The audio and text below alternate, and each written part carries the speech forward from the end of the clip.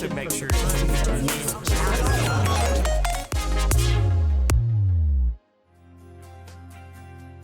Hello and welcome into this week's edition of AFMC TV.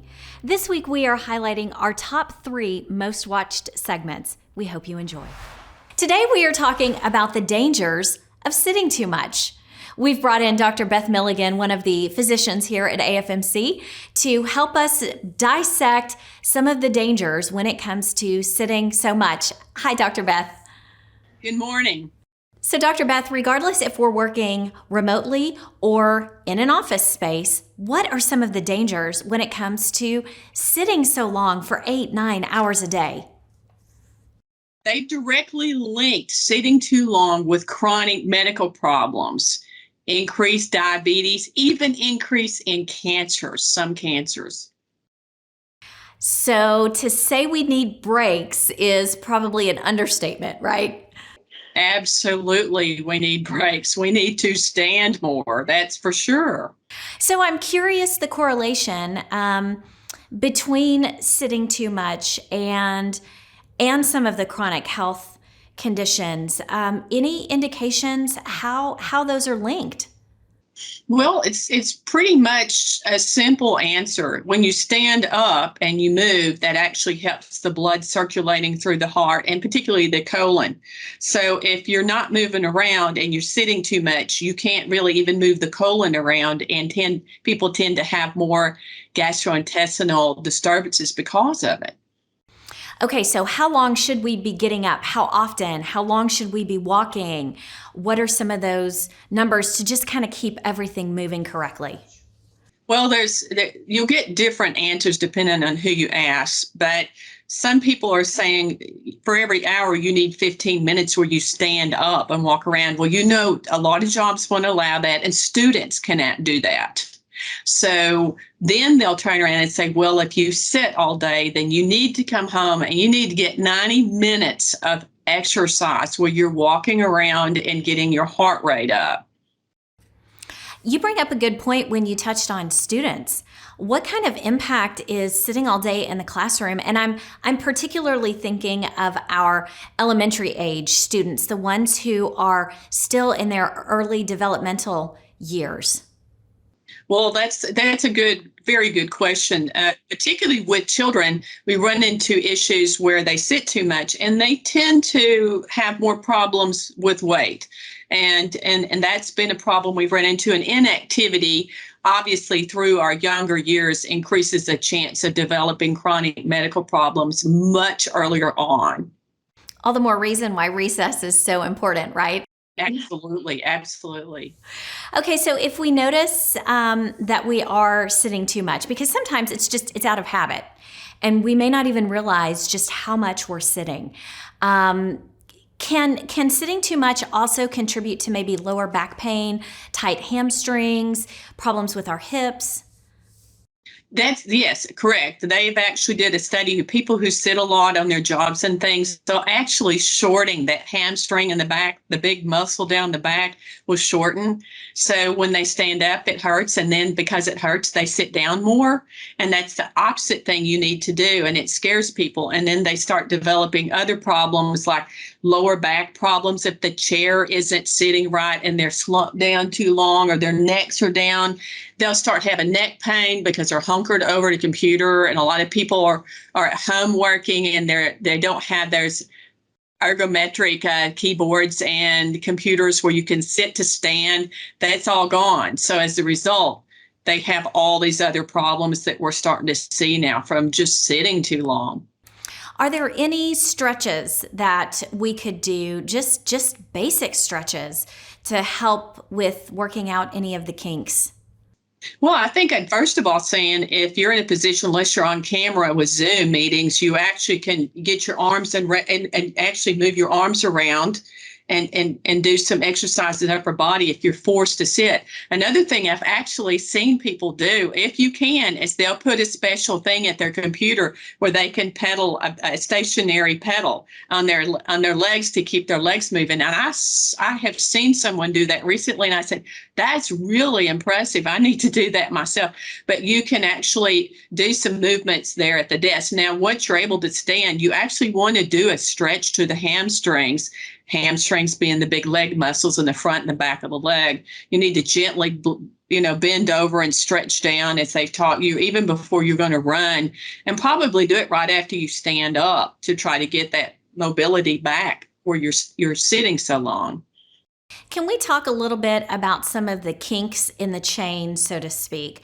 When you're sitting, you have a kink at your hips and you have a kink at your knees. And maybe talk a little bit about how that can inhibit the blood flow from your toes to your knees to your hips and back down. You brought up a really good point. When we sit too long, you actually increase the risk for that blood to pool down in that leg, because you have to get up and move. Even young people can have blood clots in their legs, especially if they're a little bigger and they have little health problems. You're setting yourself up for a blood clot. So you want to keep that. And so the blood will pool down in the leg, and you can get a blood clot in the lower part of the leg. And that's the first place it goes because it's bent. Now, since you break that up, I'm going to go ahead and answer a question is support stockings. And I actually own those myself because I have high blood pressure and some few things that makes me at risk for blood clots. So I do wear support stockings, and you can get those at a lot of different places. You can buy some of them that'll get you up in the compression level you need to squeeze that blood up while you're sitting so long. All things that we need to be thinking about as we age and as we move into more of a remote type atmosphere, sitting all the time, not really going out as much. Correct. Okay, well, Dr. Beth, is there anything else you'd like to add? I think it's just important to keep yourself motivated. If you find yourself sitting too long, it could be connected with other medical problems. You might be depressed or things or not feeling good. So be sure if you find yourself doing that, you can't get up and moving around, to go ahead and seek a medical advice and find out what you're doing that maybe is causing you to do that. All right, sounds good. I'm telling you, after this conversation, it makes me want to go run. So you do it. Thanks, Dr. Beth, for talking to us about the dangers of sitting too long. Welcome back into AFMC TV. Today we are talking with SHALINDA WOOLBRIGHT, and we're also talking with Jimmy McGill about peer support and recovery and how it all works together and how vitally important it is. So first of all, thank you both for joining me today. Yeah. Glad to be here. So SHALINDA, you work here at AFMC, and of course, Jimmy, you've got your own program as well. Let's talk a little bit about how we all came to the dance together in the first place. How did we get introduced? Well, SHALINDA and I are both people in long-term recovery from substance use disorder. Okay. And so there was a pre-existing relationship outside of DHS and AFMC. Okay. Right. And then so when peer support started to emerge holistically in the state of Arkansas, historically, it was kind of taboo to be outspoken about your recovery. Mm-hmm. And there's always rule breakers in every culture. And so SHALINDA and I are two of those people that believe that silence kills. And the more we talk about addiction, the more we humanize substance use disorder. And so it was a pretty easy transition from our personal recovery into our professional. So let's talk about, and you touched on, just the need to break that silence, to get this out in mainstream, to get talking about it. Silence kills. You know, right now in America, fentanyl is the number one cause of death. Not cancer, not COVID, not car wrecks, not alcoholism, not murder. Fentanyl, illicit fentanyl. And it's important that we speak up, because for me, personally, I didn't know recovery was an option. I didn't know that I had the option to stop using and find a new way to live. The idea that I could live a productive, acceptable, responsible life was extremely foreign to me. Mm-hmm. And so had it not been for somebody being vocal and visible with their recovery, you wouldn't have a director of peer services for Arkansas today. I would still be an incarcerated person battling an untreated disease called substance use. Right. I think I can elaborate with what Jimmy said, because it makes it easier for me to talk about it when somebody else is talking about it. It makes it easier for me to accept it and ask for help when somebody else is talking about addiction. What was that aha moment for you that made you realize in your mind, I got to do something in terms of I got to help others. I know where they are. I've got to be able to create some peer support. I've got to be able to create an opportunity for people who were just like me that are wanting to break free. I got to be able to provide a path. What was that moment where you went, yeah, I got to create something, and we got to start getting the word out to people? I think that happened way before peer support, you know what I'm saying, before it became a thing. I think for me, it happened once I got clean. You know, once I got clean, all I kept hearing was, I can only keep what I have by giving it away. And then I knew the desperation, like I knew the pain, and I knew the fear, and I knew like all that stuff that I experienced, and I wanted to help other people, because if I can do it, I feel like anybody else can do it. And I think that, you know, it's a thin line too, because, you know, I want to save people, you know, so to speak sometimes, and I have to like kind of pull back and allow them to do that. And then, so I've been in long-term recovery now. February the 20th will be 16 years by the grace of God. And so ever since I've been here, it's just like, man, I mean, I get emotional when I think about this, but I just remember where I used to be. And if I can still remember where I used to be, I can just imagine what the other person is going through, you know? So that's what it wasn't right when at peer support. I think me and Jim, like he shared earlier, this is something we knew each other before he even started peer support, you know. So this is something that we've been doing long before we got in the spotlight with it, you know. So I don't know what you got, Jimmy. Yeah, so I you know, just kind of fishtail off of what Shalinda said. For me, it wasn't an aha moment, right? Like I had lived 38 years in brokenness and chaos and pain and addiction that was untreated. And so from the second that I was able to find my pathway and sustain long-term recovery from substance use disorder, there was just something in me that knew that I had to undo all the wrong that I had done for 38 years, right? Like I had been a burden to everyone around me. And if you were any part of my life, it was like being trapped in a tornado, and my winds would touch you in some kind of way. And they were very destructive. And it was just the pattern set forth of the life I lived. And so I had a lot to undo, you know. Part of the process of recovery for me is making all of those wrongs right, you know, and that's a general trend that you see in peer support. That's why employers are chomping at the bit to hire somebody in recovery, right? What do you say to individuals who are battling addiction to give them hope and to let them know that, because I've heard, and please correct me if I'm wrong, but I've heard that an individual that's battling addiction, they have to get to that point on their own when they're ready to give it up and make a different change, you know, change that habit, change that pattern. So what do you say to give them hope and to let them know you may not be ready to change right now? Gosh, I wish you were. But when you are ready to change, you know, we're here. Here are the resources. You know, here's how you reach out.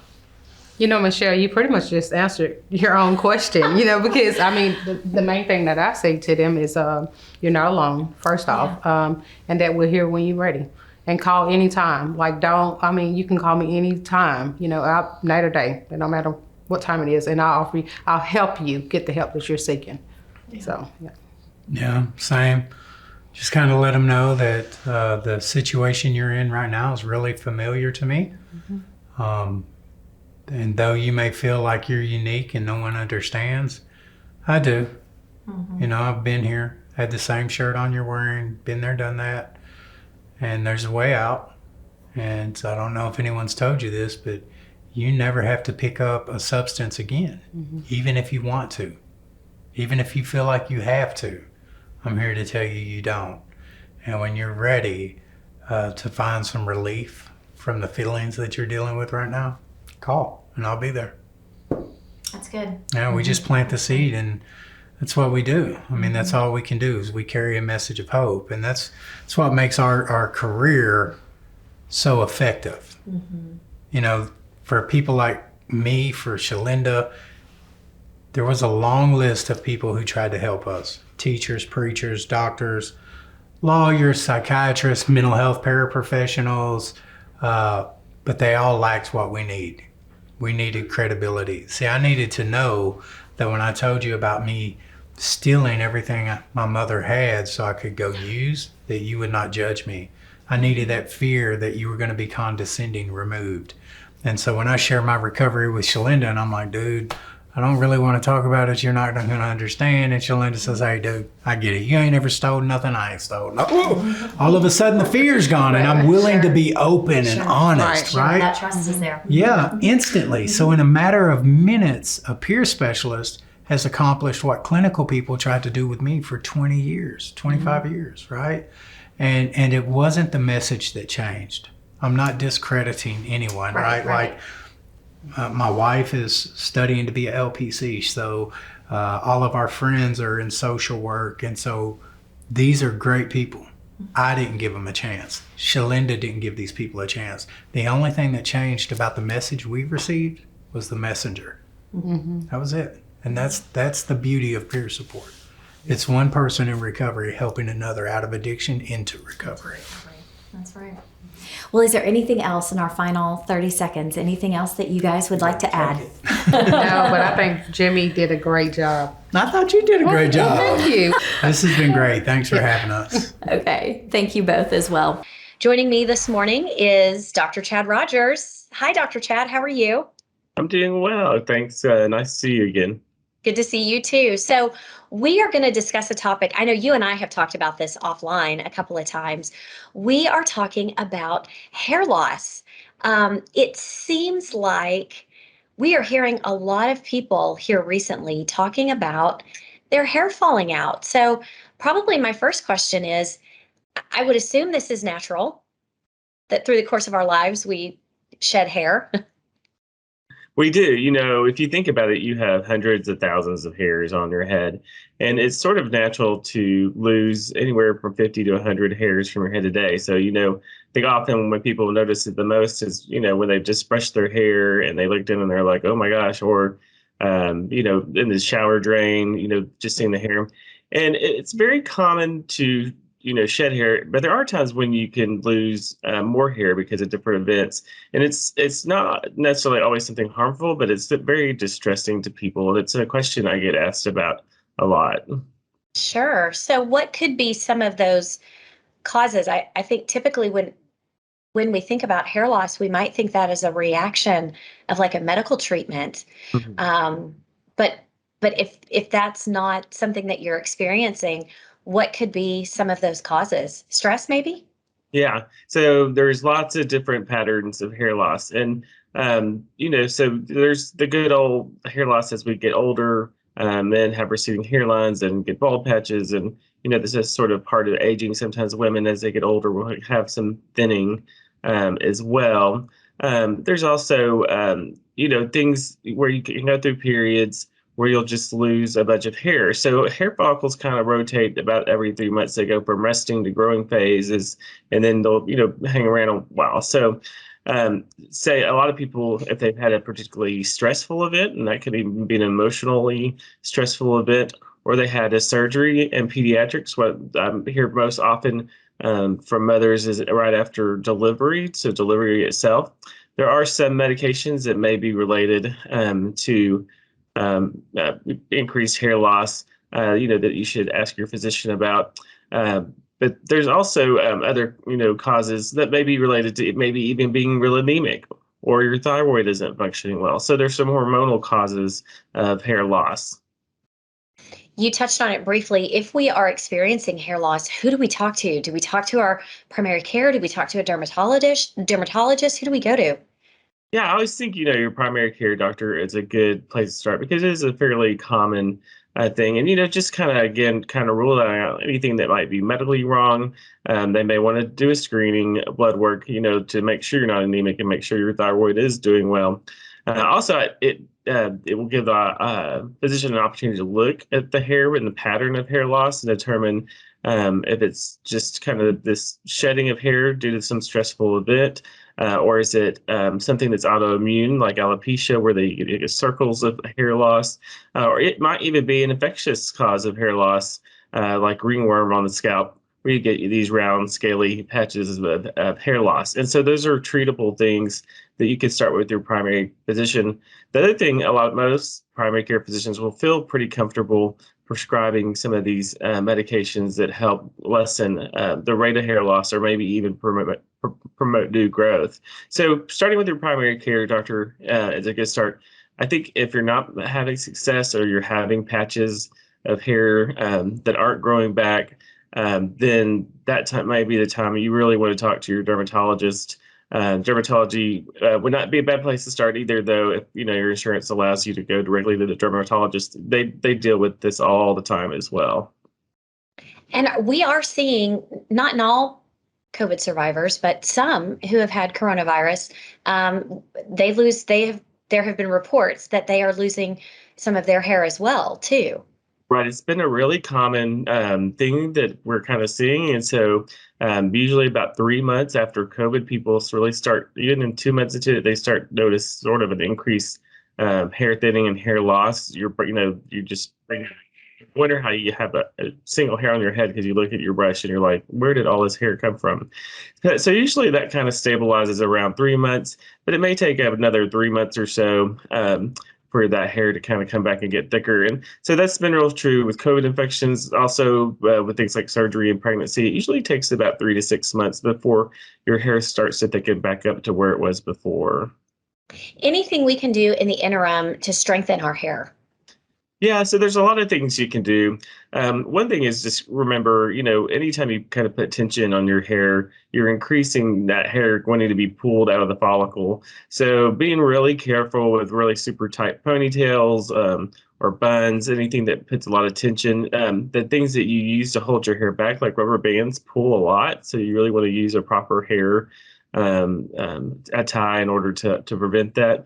The other thing is, a lot of people, when they get their weave, they get very tight braids. That puts a lot of tension on the hair follicle, and you'll see a lot of inflammation sometimes and some hair loss. So just being careful about not putting a lot of stress on your hair. When you're brushing your hair, don't just like rake it, do small ends. You don't want to pull real hard. That will decrease your rate of hair loss.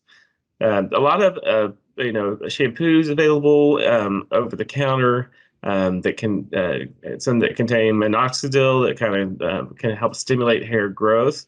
There's biotin in some of those shampoos, and there's also biotin supplements that you can take, or you can even talk to your physician about biotin injections if you're really having a lot of hair loss. And then don't panic when it starts to grow back. It will grow back. Right. But I think that's the main thing, reassurance. Within 3 months and stuff, you should start to see kind of little new squiggly hair growth, and you should start to feel fuller. So good deal. Well, Dr. Chad, is there anything else that you'd like to add today on this topic? Yeah, I think the main thing is just to reassure people that it is common, that many of these things are addressable either with over-the-counter treatments or with supplements, or even with prescriptions to kind of help reduce the rate of hair loss. Some hair loss, unfortunately, is permanently, especially as we get older, but some hair loss have, like the where you lose patches, some of those things have treatments that you can talk to either your primary care doctor or dermatologist about. So don't be too alarmed. It will grow back. Great advice. Dr. Chad, thank you for joining us. All right, no problem. Thank you for watching. We'll see you back here next week for more AFMC TV.